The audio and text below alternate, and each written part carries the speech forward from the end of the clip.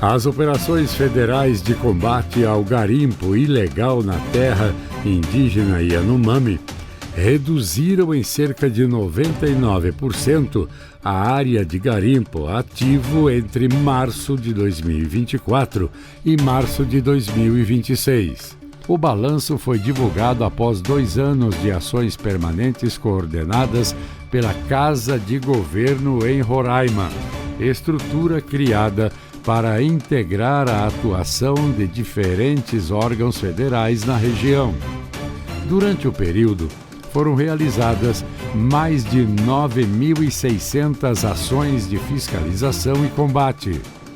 As operações inutilizaram 2.050 motores, 808 acampamentos, 46 aeronaves, 10 dragas de grande porte e 185 antenas de internet via satélite, além da inutilização de 191 toneladas de cassiterita.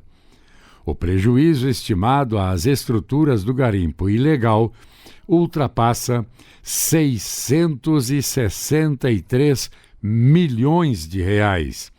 A atuação coordenada pela Casa de Governo reúne diferentes instituições federais e inclui monitoramento por satélite, patrulhamento de rios e controle de pistas clandestinas utilizadas pelos garimpeiros. Da agência Rádio Gov em Brasília, Lademir Filipim.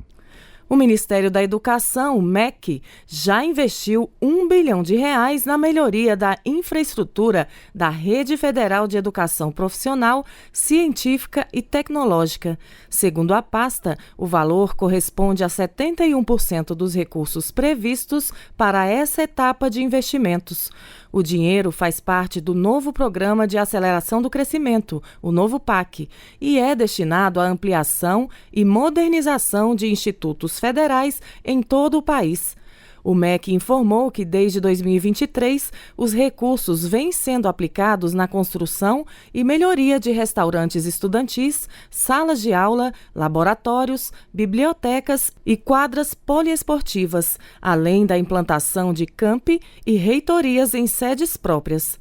Até fevereiro de 2026, já foram entregues 41 restaurantes estudantis, 30 blocos de salas de aula, 17 quadras poliesportivas, 10 sedes próprias de campi ou reitorias, 8 laboratórios e 2 bibliotecas. Atualmente, a rede federal conta com 686 unidades presentes em todos os estados e no Distrito Federal e atende mais de 1.900.000 estudantes em cursos técnicos, superiores e de pós-graduação.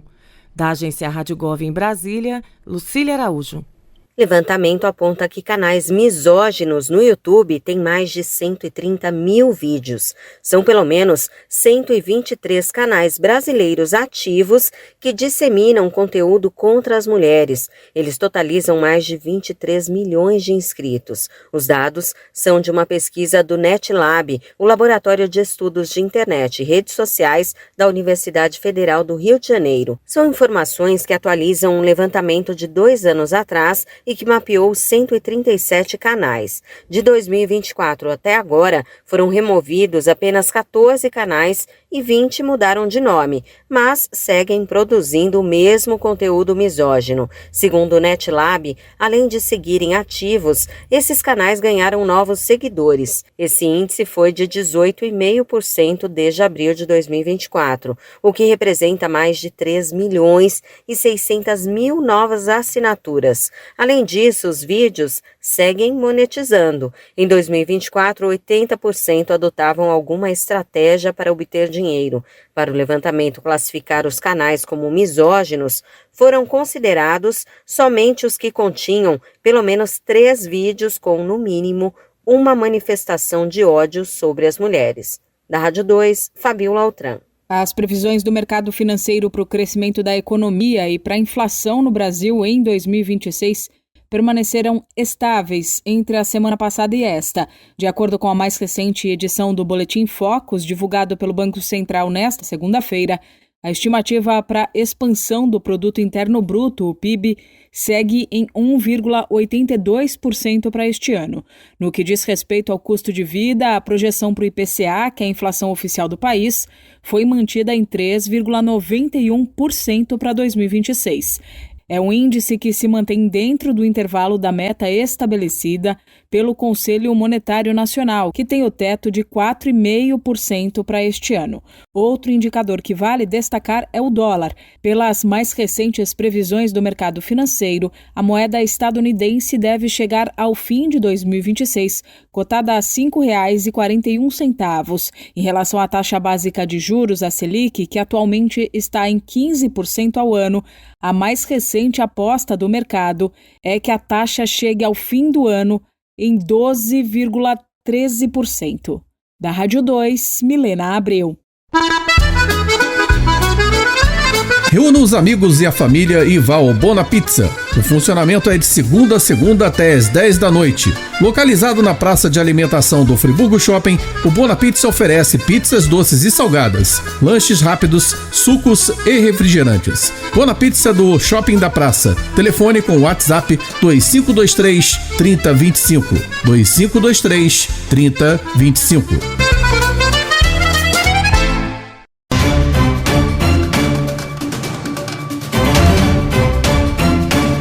Uma pesquisa inédita lançada pelo HCOR vai ouvir cerca de 1.900 profissionais e gestores de unidades básicas de saúde de todo o país. O objetivo é entender qual o nível de conhecimento e preparo dos profissionais de atenção primária sobre duas doenças cardiovasculares hereditárias de alto risco, a hipercolesterolemia familiar e a cardiomiopatia hipertrófica. As duas doenças são graves e podem permanecer assintomáticas por anos e, se não diagnosticadas precocemente, podem levar a casos de infarto e morte súbita, inclusive em pacientes jovens.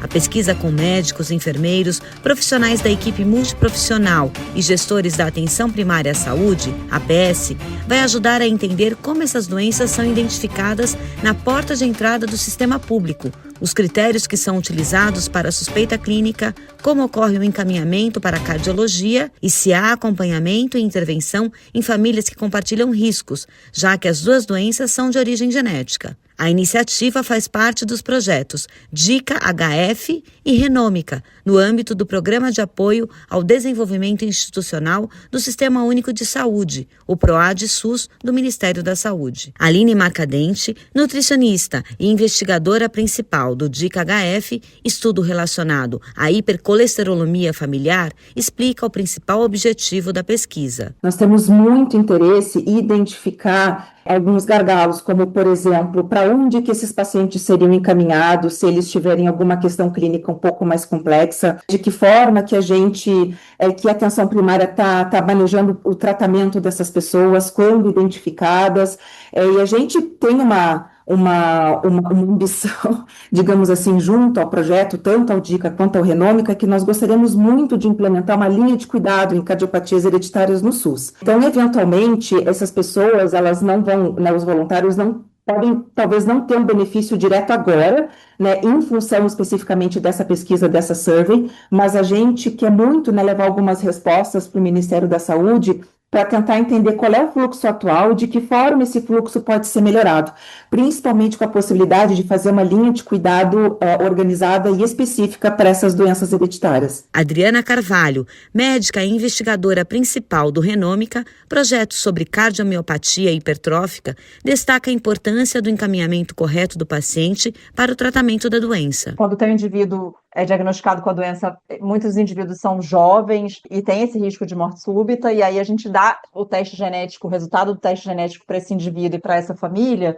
e aí a pergunta é, o que acontece com esses indivíduos depois? Como que eles vão ser encaminhados dentro do SUS para serem tratados, Não adianta a gente fornecer o diagnóstico genético para essas pessoas, elas precisam depois ser encaminhadas para tratamento. E como que isso funciona hoje na atenção primária? Se um paciente com hipertrófica chega na atenção primária, como ele vai ser encaminhado até ele fazer o teste e depois de fazer o teste? Como a família vai ser tratada? Então, essas práticas da atenção primária são coisas que a gente precisa entender como acontece hoje para propor uma linha de cuidado futura que atenda bem essas pessoas. O PROAD SUS foi criado em 2009 e tem o propósito de apoiar e aprimorar o SUS por meio de pesquisas de interesse público, capacitação de recursos humanos, desenvolvimento de técnicas de gestão, avaliação e incorporação de tecnologias e assistência de alta complexidade.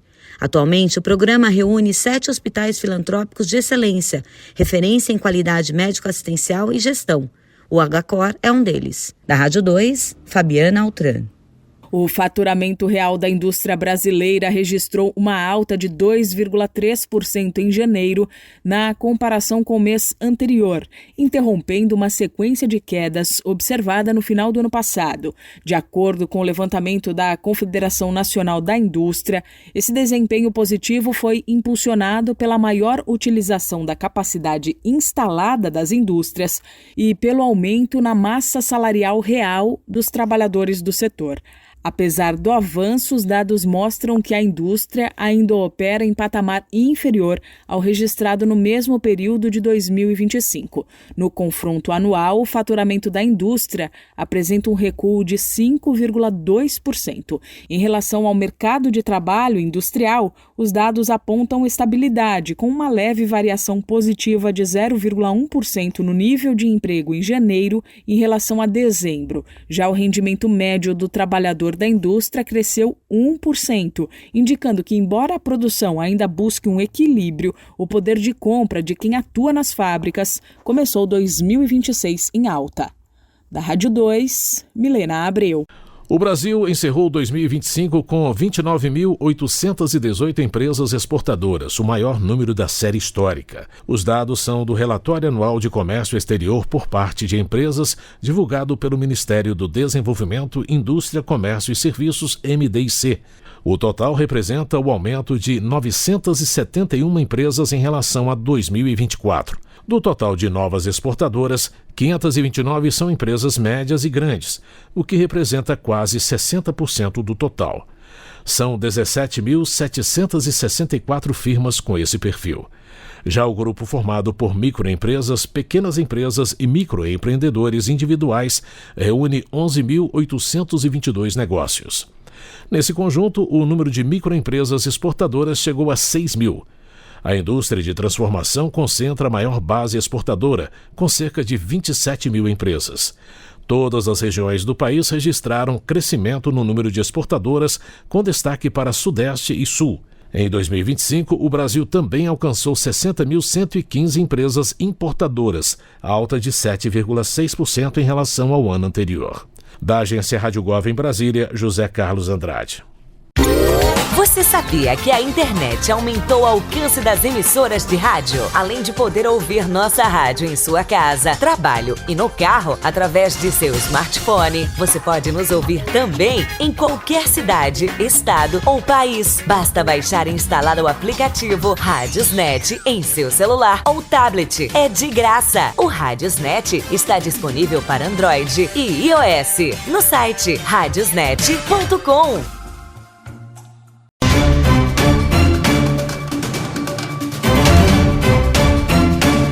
O Ministério da Educação, o MEC, orienta escolas de educação básica em todo o país a ampliar o debate sobre o enfrentamento da violência de gênero no ambiente escolar. A mobilização ocorre durante este mês da mulher, e o período dedicado à convivência escolar em abril, com foco na promoção de ambientes mais seguros e respeitosos.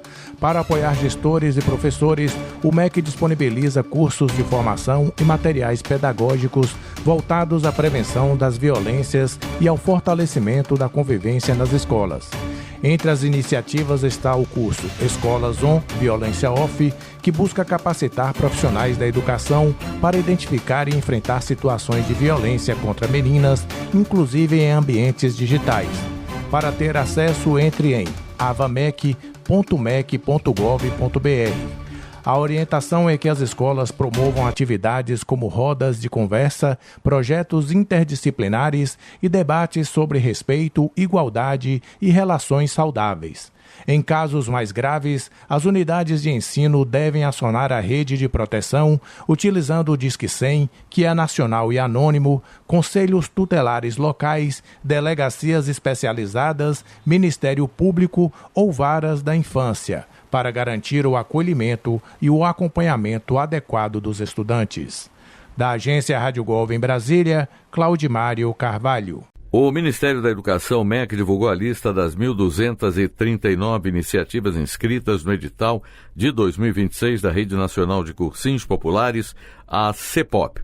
As propostas homologadas serão avaliadas pela Comissão de Seleção da Secretaria de Educação Continuada, Alfabetização de Jovens e Adultos, Diversidade e Inclusão, SECAD. O edital prevê a seleção de até 130 novas propostas voltadas à preparação de estudantes para o Exame Nacional do Ensino Médio, Enem. Cursinhos selecionados no edital de 2025 também podem ter o apoio prorrogado, desde que atendam aos critérios definidos. Ao todo, o processo pode contemplar até 514 iniciativas. O apoio financeiro tem duração de 9 meses e pode chegar a R$ 208 mil por proposta, incluindo o auxílio permanência de R$ 200 para estudantes. A rede tem como objetivo apoiar cursinhos populares e ampliar o acesso de estudantes da rede pública ao ensino superior por meio do Enem. Da Agência Rádio Gov em Brasília, Gilson Santa Fé. Passageiro que gerar tumulto em viagem de avião pode ser obrigado a deixar de voar por até 1 ano. A punição consta de uma resolução da Agência Nacional de Aviação Civil, publicada no Diário Oficial da União. A norma estabelece procedimentos que devem ser adotados por companhias aéreas para preservar a segurança, a ordem e a integridade de passageiros e das tripulações. Determina regras para o tratamento de viajantes indisciplinados em voos e nas dependências dos aeroportos brasileiros. Quem provocar tumulto poderá ficar suspenso de voar por um período de 6 meses a 1 ano, prazo que será estipulado de acordo com a gravidade do ato. Nesse período, as companhias não poderão emitir passagens, deverão bloquear o check-in e impedir o embarque do passageiro. A resolução classifica atos de indisciplina, comportamentos que violem regras de segurança ou comprometam a integridade e a ordem, tanto em solo quanto nas aeronaves. São condutas como desobedecer orientações de funcionários, praticar violência, ameaça, agressão, causar tumultos, danificar equipamentos e descumprir instruções de segurança. A resolução vale para o transporte aéreo regular doméstico e também conexões com voos internacionais realizadas em aeroportos do Brasil. As alterações entram em vigor em 13 de abril. Da Rádio 2, Fabiola Altran. A Receita Federal disponibilizou o serviço Minhas Dívidas e Pendências no portal de serviços do órgão. A ferramenta entrou em funcionamento nesta segunda-feira, 9 de março, e substitui a antiga consulta de situação fiscal do ECAC, com o objetivo de facilitar o acesso às informações sobre débitos e pendências tributárias. O novo sistema apresenta interface mais simples e intuitiva, seguindo o padrão de serviços digitais do governo federal. A plataforma permite aplicar filtros e organizar informações para localizar débitos com mais rapidez. Outra novidade é a chamada lista de pagamentos, que reúne as cobranças selecionadas pelo usuário para emissão do documento de arrecadação ou pagamento online, inclusive com cartão de crédito quando disponível. O acesso é feito pelo portal de serviços da Receita Federal em serviços.receitafederal.gov.br com autenticação pela conta gov.br. O serviço pode ser utilizado por pessoas físicas, empresas e contabilistas e funciona em celulares, tablets e computadores. A medida faz parte do processo de modernização dos serviços digitais oferecidos ao contribuinte. Da Agência Rádio Gov em Brasília, Claudimário Carvalho. Choperia e restaurante Chapa Quente. Mais que um lugar para comer, um espaço para viver bons momentos. Na praça de alimentação do Friburgo Shopping, de segunda a segunda, o sabor ganha destaque. Petiscos preparados com carinho, pratos à la carte feitos na hora, comida quilo com qualidade e o chopp sempre gelado. Entrega em domicílio e atendimento para empresas. WhatsApp 229 9820 5534. Chapa Quente. Tradição, sabor e convivência à mesa.